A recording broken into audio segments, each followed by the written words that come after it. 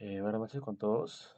Mi nombre es Jesús Vargas Narro y hoy día, profesor Tobar, le voy a hacer la explicación de cómo hice la comparativa tanto de las leyes de recursos hídricos del Perú como la ley de recursos hídricos de Costa Rica.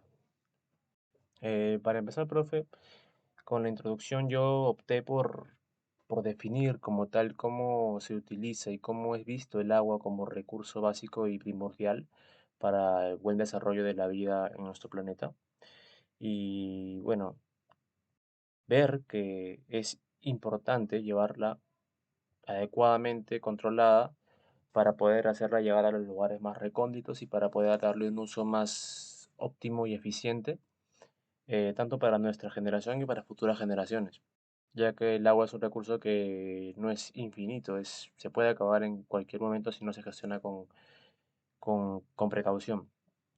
Bueno, debido a eso, como todos sabemos, cada país tiene una ley.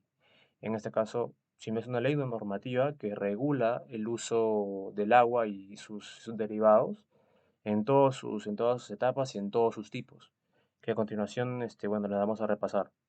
En este caso, como lo mencioné, vamos a repasar las normas o las leyes de recursos hídricos del Perú y de Costa Rica. Bueno, identifiqué como objetivo principal analizar las leyes de recursos hídricos de Perú y Costa Rica y hacer una comparativa entre ambas para resaltar las acciones que se toman en el mundo tanto para la preservación y el correcto uso del agua. Y sus objetivos secundarios, con los cuales vamos a llevar, el objetivo principal es dar lectura a ambas leyes, tanto de Costa Rica y de Perú, y obtener información relevante, conocer más acerca de los recursos hídricos y cómo se utilizan en los diferentes países del mundo, y hallar diferencias, o en este caso hacer una comparativa entre ambas leyes de Perú y Costa Rica. Si las hubiera, ¿no? Porque para este momento todavía no le he dado lectura, pero sí que las hay. No son muy resaltantes, pero sí hay algunas diferencias. Empecé con el análisis de la ley de recursos hídricos de nuestro país, Perú. Como tal, me pude dar cuenta que, bueno, en nuestro país todo parte del concepto de lo que es el agua y cómo se debe gestionar y cómo se debe controlar en todas sus etapas, tanto superficial, subterránea, continental y los bienes asociados a esta, y en todos sus estados, sólido, líquido y gaseoso.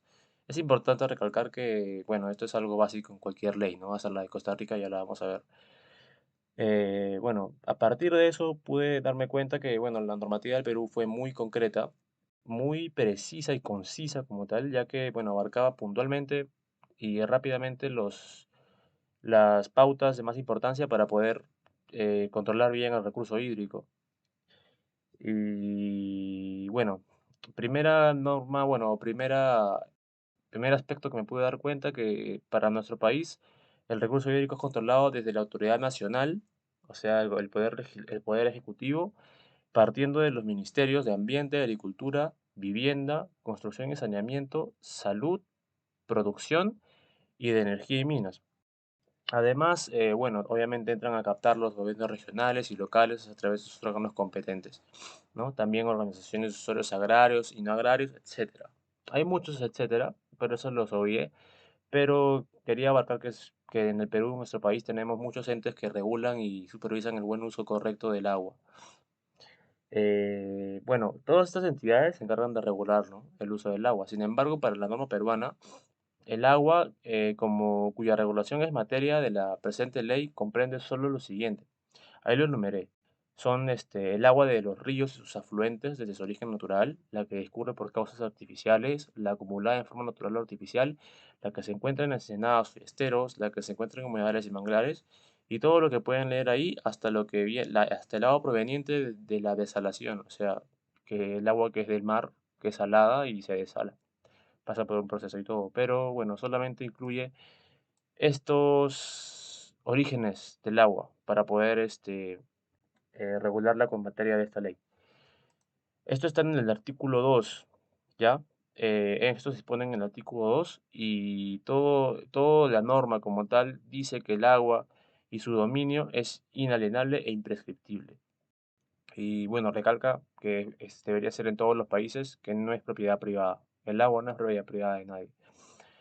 Pude identificar algunos objetivos principales del Sistema Nacional de Gestión de los Recursos Hídricos del Perú, Como tal, los más importantes son coordinar y asegurar la gestión integrada y multisectorial, el aprovechamiento sostenible, la conservación y el uso eficiente y el incremento de los recursos hídricos con estándares de calidad en función al uso respectivo, y promover la elaboración de estudios y la ejecución de proyectos y programas de investigación y capacitación en materia de gestión de recursos hídricos.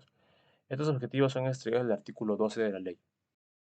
Ahora, como lo mencioné, en el Perú se regula el agua mediante el poder ejecutivo y sus ministerios. Sin embargo, hay un consejo directivo para poder hacer un control imparcial sobre el agua sin buscar beneficiar a ninguna parte.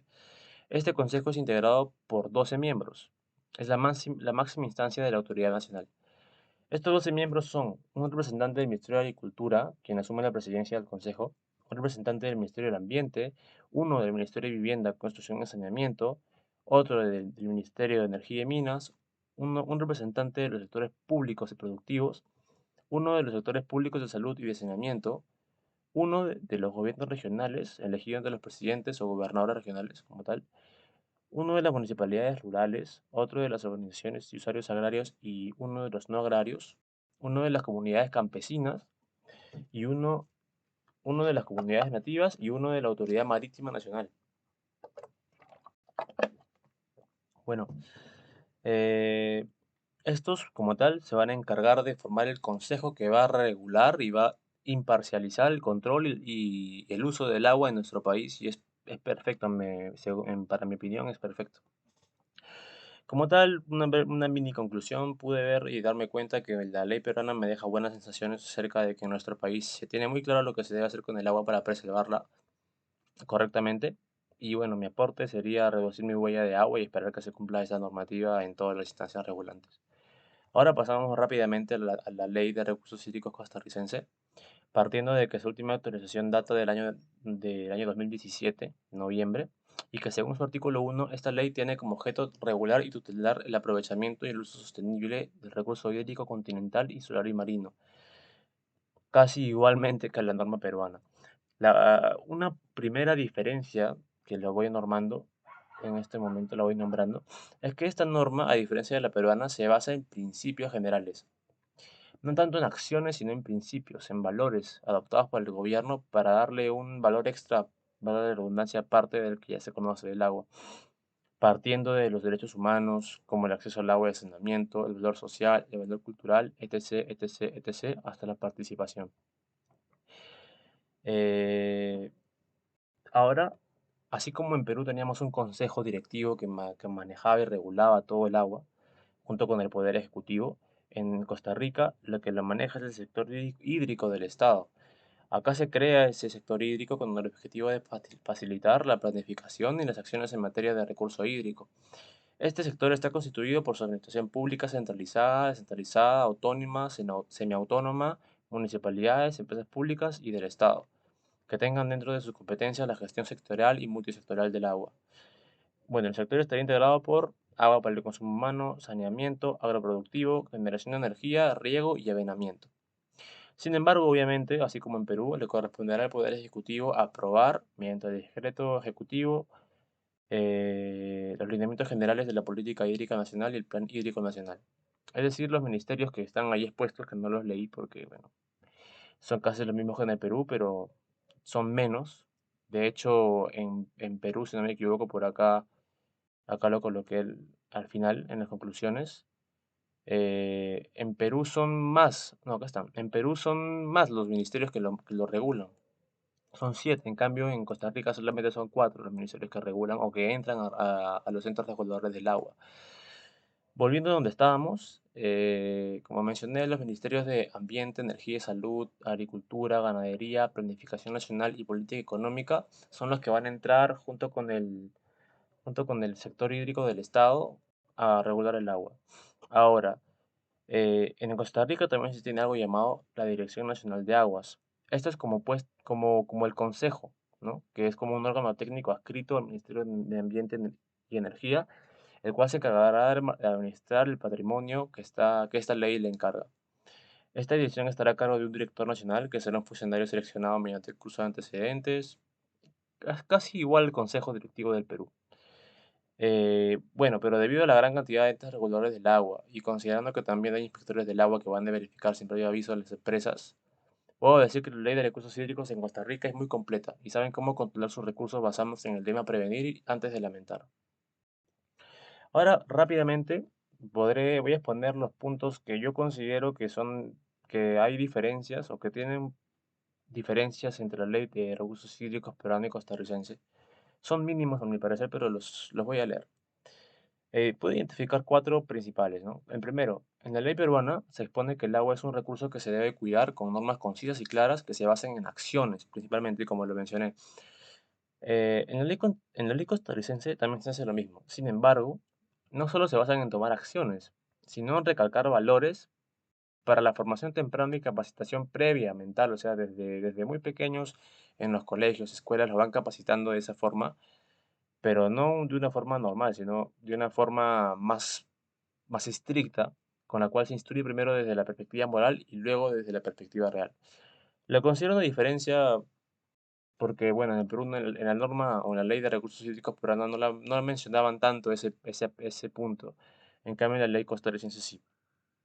Mi segundo diferencia o comparación es que a diferencia de la ley peruana, que sí tiene un consejo directivo que supervisa el cumplimiento de la normativa, la ley costarricense no cuenta con un consejo como tal. En su lugar, como lo mencioné, cuenta con la Dirección Nacional de Aguas, que estará a cargo de un director nacional, que será funcionario seleccionado mediante curso de antecedentes. Es otra diferencia. Bueno, ambas leyes son concisas, sin embargo la ley peruana se nota más precisa en tomar medidas estrictas y paliativas ante cualquier caso de violación de la ley de recursos hídricos, a diferencia de la ley costarricense que también toma medidas, pero se enfoca más en la prevención, información moral y valores. Y por último, en la ley costarricense, solo cuatro de los ministerios del país están involucrados en el control y supervisión del funcionamiento de la norma. En cambio, en la ley peruana son siete los ministerios reguladores que entran a atajar en esta ley. Eh, Como conclusión, ¿no? Tengo cuatro. La primera es que la ley de recursos hídricos, tanto peruana como costarricense, o de cualquier parte del mundo, es indispensable para que se pueda preservar el agua hacia futuras generaciones y se optimice su uso para el correcto desarrollo de la vida en el planeta.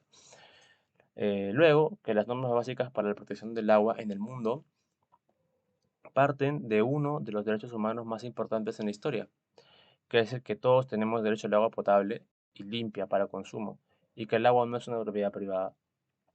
También que Perú y Costa Rica son dos de los países más ricos en cauces hídricos en el mundo debido a la gran cantidad de ríos, lagos y mares que poseen.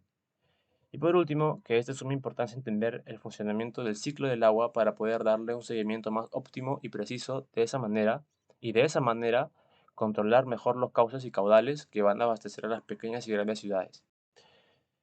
Bueno, profe, eso fue todo. Espero se haya podido entender un poco mi criterio para poder hacer esta comparativa. Y nada, buenas noches y que tenga un buen día.